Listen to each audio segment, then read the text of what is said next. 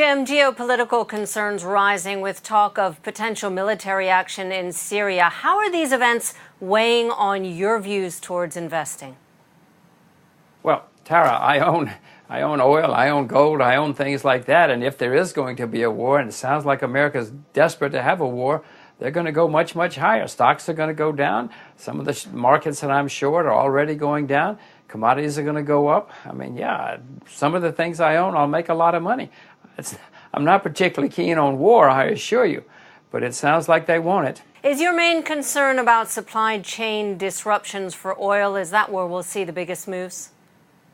Well, that's where we'll see huge moves, but the problem with war, Tara, is, and I'm not the first to know this, no matter how well the plans are made, strange things happen in war, and who knows what unintended consequences will come. But I do know that throughout history, whenever you've had war, things like food prices have gone up a lot, energy prices have gone up a lot, copper price, lead prices, all of these things go up a lot whenever there's been a war in the past.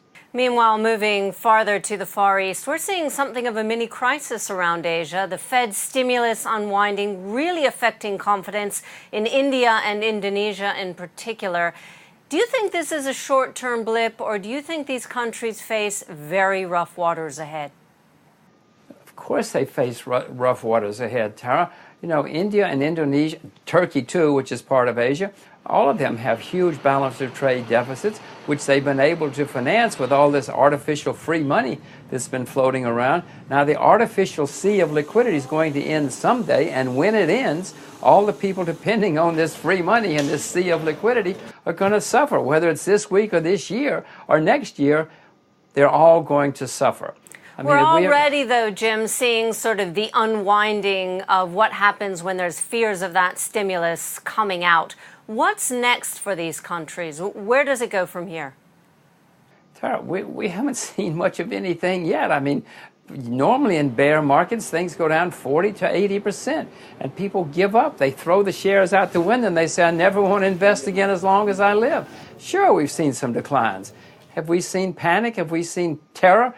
Absolutely not. Not in any markets yet. Are you expecting panic? We've seen many crises, but do you see more panic?